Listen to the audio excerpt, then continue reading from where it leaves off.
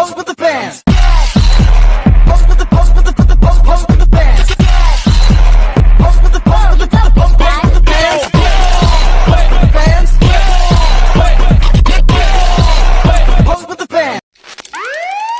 Narkoba Polresta Pekanbaru Riau menangkap seorang wanita berjulukan Ratu. Polisi meringkus dua terduga penyalahgunaan narkoba di bandar kawasan narkoba di Kota Medan. Saudara Polisi menggerebek kampung narkoba di Jember, Jawa Timur. 6 orang pengedar berusaha, 2 diantaranya pasangan. Dalam penangkapannya, polisi menyita di rumahnya ini polisi menemukan narkotika.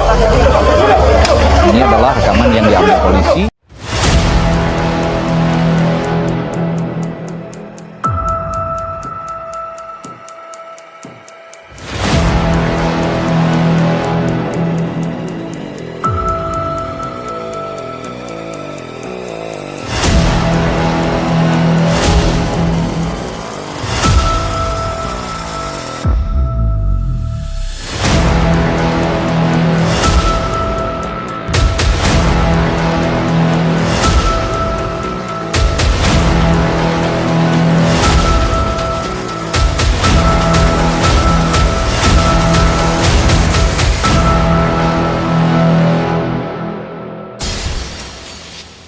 Di suatu sekolah terdapat siswi bernama Fanny. Fanny anak yang pintar, karena kepintarannya dia bersekolah lewat beasiswa. Namun, Fanny anak yang pendiam dan tertutup. Dia mempunyai seorang sahabat bernama Nabila. Saat jam istirahat tiba, Udah istirahat nih, kita ke kantinnya, kali ini aku bayar deh. Nabila aku gak bisa ke kantin. Kenapa sih? Aku liatin dari tadi kamu ngomong mulu. Ya nih Bil, aku lagi bingung banget. Bingung kenapa sih, Van? Sini cerita, siapa tahu aku bisa bantu. Kamu tahu sendiri kan, keluarga satu-satunya cuma ada ayahku. Dia lagi sakit dan butuh uang yang banyak. Sedangkan aku tidak punya uang sama sekali untuk pengobatannya. Aku sudah mencoba pinjam uang sama orang tapi nggak dapat. Aduh, kalau masalah ini aku nggak bisa bantu deh Fanny kayaknya. Soalnya kamu kan tahu juga ekonomi aku juga lagi nggak baik-baik aja. Oh iya, nggak apa-apa Bil, aku ngerti kok. Ya udah kalau gitu aku ke kantin duluan ya Van. Bye. di lain itu ternyata Fiona mendengar percakapan antara Nabila dan Fanny. Akhirnya Fiona pun menemui Fanny. Siapa nama lo? Ya Fanny kak. Gue denger-denger lo lagi butuh uang ya? Iya kak. Gue ada kerjaan di bawah lo mau gak? Kerjaan apa? Gimana? Lo mau gak? Gajinya besar lo. Buat biaya bokap lo yang katanya sakit itu mungkin cukup. Tapi kak, itu dosa, nggak baik, itu kriminal. Halo, banyak bacot lo, tinggal terima aja, soalin banget jadi orang, butuh duit kan lo? Setelah berpikir, Fanny pun akhirnya menerima tawaran dari Fiona. Ya udah, aku mau. Gitu kayak dari tadi, sekarang lo ikut gue. Fanny pun mengikuti Fiona. Ternyata Fiona menemui seseorang di depan gerbang sekolah. Fiona tampak celimukan, tak ada yang melihat gerak-gerik mereka. Tampak dari itu, dua orang itu memberikan sesuatu kepada Fiona dan Fiona pun menerimanya. Oke Fanny, ini tugas buat lo. Apa kak? Taruh barang ini di dekat WC dekat kantin. Jangan sampai orang lain tahu ataupun curiga. Fiona tampak mengawasi Fanny karena takut Fanny akan membocorkan rahasia ini. Ternyata Fanny benar-benar melakukan perintah yang telah Fiona berikan kepada Fanny.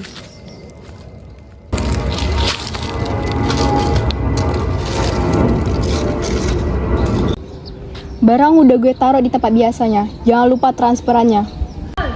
Oke, gue transfer sekarang. Ini bayaran balo karena lo udah berhasil nganter itu barang. Wah, banyak banget, makasih ya.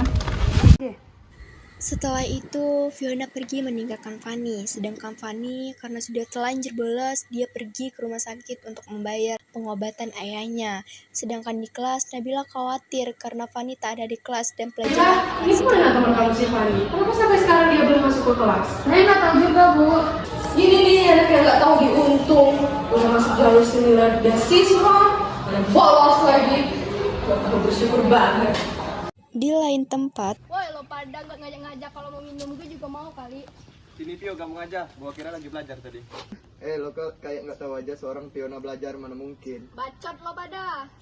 Lo mau nelpon siapa, Fiona? Gue mau nelpon Fanny.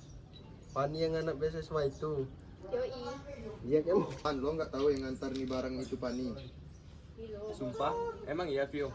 Yoi, bentar lagi juga orangnya sampai. Sorry telat. Kalau mau sih ngantar barang nih Aram, secara kan lo kan cukup. Gue lagi butuh uang buat biaya berobatnya ini gue. Setelah Fanny datang, akhirnya mereka melanjutkan acara minum-minum dan memakai narkoba.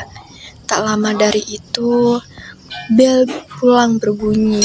Mereka pun bubar dan pulang ke rumah masing-masing. Keesokan harinya, Fanny pun datang dengan penampilan yang berbeda.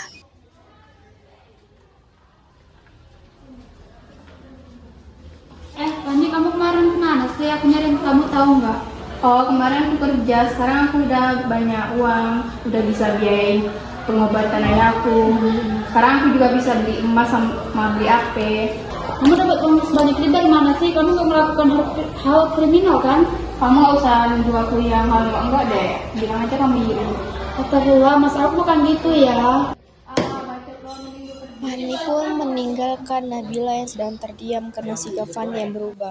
Ternyata Fanny menemui Fiona dan Fiona mengajak Fanny untuk ikut berkumpul bersama Joshua dan teman-temannya. Ya masa cak makan ini? Asik, udah minum-minum aja nih, nggak sabaran banget. Tunggu, kenapa sih? Lelet banget loh, kita udah nungguin dari tadi. Udah, mending kita senang-senang aja. Bersulang. Sedangkan di kelas, Kalian lagi si Fanny ini bawa sekolah ya? Sebenarnya dia tuh ingat gak sih sekolah? Udah anak miskin, belagu lagi. Udah, sekarang ibu tugaskan kamu untuk cari si Fanny. Oke, Bu, baik. Nabila sudah mencari Fanny kemana-mana tapi nggak ketemu. Saat Nabila sedang mencari Fanny, Nabila seperti mendengar suara orang yang sedang tertawa. Gimana ya aku harus cari Fanny? Kok ada suara ya? Itu boleh kali. Itu kan Fanny. Aku foto biar Nah, kedein pun apa ini? Gak bisa kamu tai be kamu. Jawab bagian kau jadi Seru. Dah. Setelah Nabila mendapatkan cukup bukti, Nabila pun menemui Ibu Cecil. Kenapa Nabila? Di belakang WC di Kak Kantin, Fanny dan Kak Fiona, Joshua dan teman-temannya lagi pada minum-minum, Bu. Ini ada buktinya, Bu. Astagfirullah. Kita harus lapor polisi. Kita nggak bisa diam gitu aja, ya, Bu. Nabila dan Ibu Cecil pun menelpon polisi. Datanglah seorang polisi intel, mereka pun berencana untuk menangkap mereka. 1, 2, 3, kita betul sergap. Woi.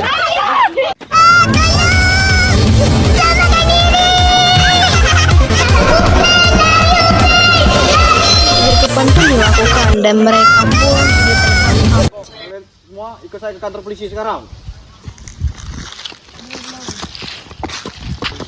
Hei, jangan bergerak. Setelah dilakukan penyergapan, Fanny pun menyesali perbuatannya. Sedangkan Joshua, dia meninggal karena mencoba melakukan perlawanan.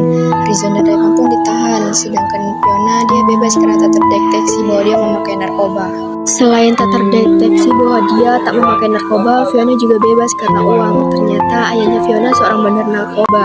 Selama beberapa bulan, Fiona dan keluarganya tertangkap. Merasa tak terima, Fiona akhirnya depresi. Dan inilah akhir dari cerita mereka. Terima kasih. Kegagalan, rasa ingin tahu, dan diakui semua pernah kita rasakan. Cara kita menyikapinya itulah yang menentukan arah hidup kita. Narkoba tidak datang sebagai musuh, tapi dia menyamar menjadi teman, menawarkan kita jalan pintas. Tapi tahukah kalian, setiap gramnya adalah jebakan. Berani menolak bukan berarti lemah, justru itu adalah kekuatan yang sebenarnya. Jangan biarkan satu langkah merenggut masa depan kalian. Katakan tidak pada narkoba.